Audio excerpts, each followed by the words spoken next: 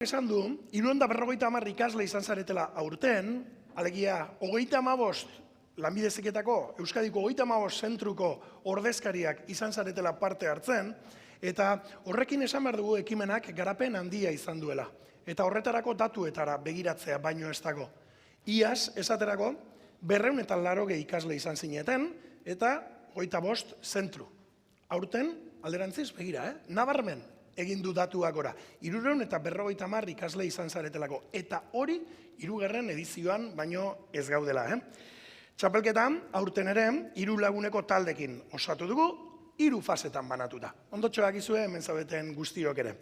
Lehenengo sailkatze fasea online modalitatean izan zen, eta parte hartzaileek 100 erronka, zibersegurtasunarekin lotutako 100 erronka bete behar zenituzten, edo erronka horiei aurre egin behar izan zenieten, 5 egunetan soilik. Eta 33 talde honenek egin zuten aurrera. Bigarren fasean aldiz, 55 erronka izan ziren gainditu behar izan zenituztenak. Eta hor bai, erronken zailtasuna edo konplexutasuna pitin bat igo genuen. Baina horietatik 5 baino ez ziren gaurko final haundira iritsi. Eta zeintzuk izan dira gaurko final haundi horretara, Ziberleia 2026 lehiaketako finalera iritsi direnak? Plazer bauzue, gaur aurkeztuko ditugu, dagoeneko hor daudelako, gure argibideak ekitaldi hasi aurretik jaso dituzte, pentsatu nahi dugu nahiko argi dutela gaur egin behar dutena, 3 orduz arituko direlako finalean lehiatzen, baina zuek denok eurek ezagutzeko, txalo bero batekin agurtu ditzagun, lehenbizikoz.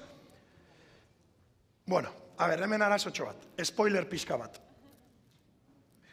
Eta hurrengoa mesedez, taldei esan behar dizuet, zuen talden izenak pixkat simpleago. Solo hay un nombre de un equipo así como pronunciable. Beraz, barkatuko nauzue, txarto ahoskatzen baditu zuen taldeen izenak, baina pantailan ere ikusiko ditugu, eta egin kontu, a ver si vosotros pronunciáis mejor que yo. Que esa será otra. Goazen lehenengo zentroarekin, Uni, Eibar, Ermua eta Birt, horre 2 zentroetatik dator urrengo taldea, eta taldean izena txalobero batekin agurtu ezagun, Mekotlenul taldea, Irene Delgado, Unai Urzainki eta Oier, Zalbidea, txalobero bat, eta euren irakasleari ere, torri hona, Irati, Ugarteburu eta Igor Goikotxea dira euren irakasleak. Eskatuko izuet pixkat, harin etorri, harin hori, prestatu gainontzekoak, prest ja, zutik, dena prest, hemen txegitu eurek, hor txegusten dugu, hor ditugu, irakaslea falta da, hortik ere ibiliko da seguru, goazen urrengo taldearekin, otro, GTFO, ¿será en inglés? No sé. GTFO Beans, hauek txurdinagatik datoz, Aratz Hernández, Gontzali Zurza, Ander López, eta euren irakaslea, Aitor Espinosa de Mena, txaloro bat eurentzat.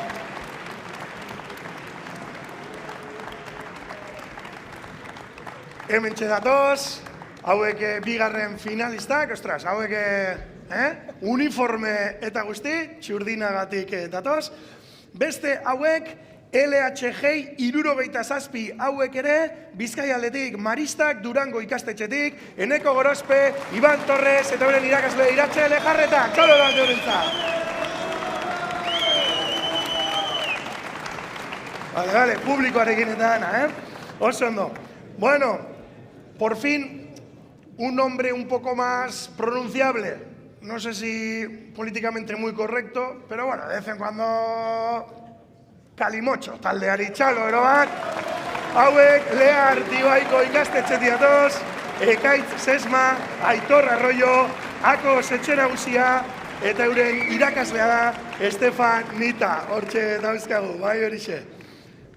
Eta hau ere, holan pixkat enkriptatutako izena da, 5. eta azken taldea 2026ko finalera iritsi dena, trio de Cabeiras uste dut, Xavier Zubiri eta Manteo ikastetxetik geure dira Iban Delgado, Janire García, Andrea Arroyo, eta euren irakaslea, Unai Kostana, txalora eurentzat.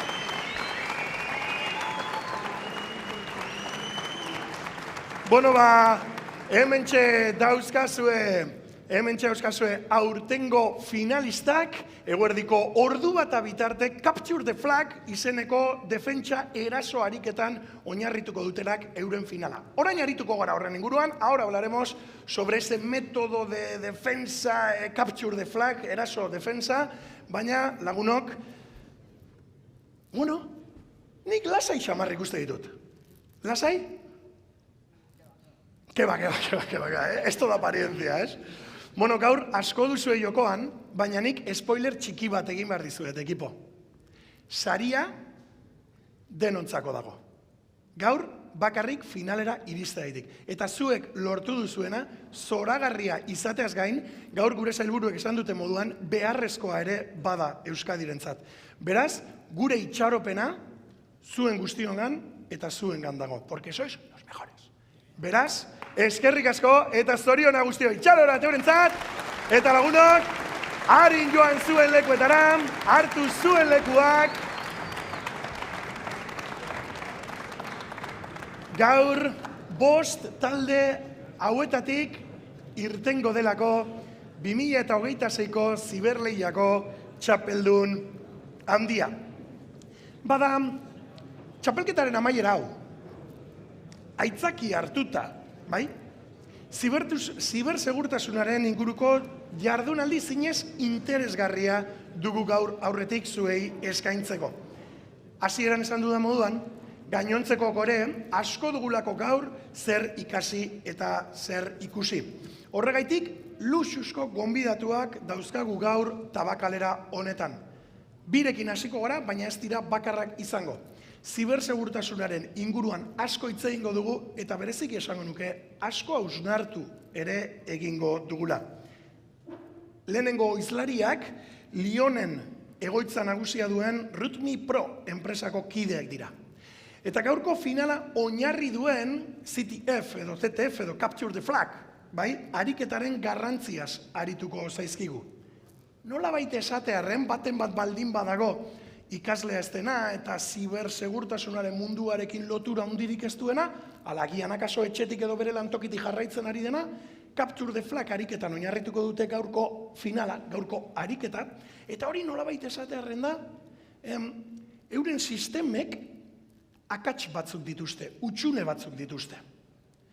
Eta beraz, Capture the Flag edo hartu bandera nolabait esatearren, bai, euren sistema oinarritu beharko dute defentsa eraso horretan. Alegia, euren ekipoek dauzkaten akatsak edo utxuneak identifikatu egin beharko dituzte eta beste gainontzeko ekipoak erasotu.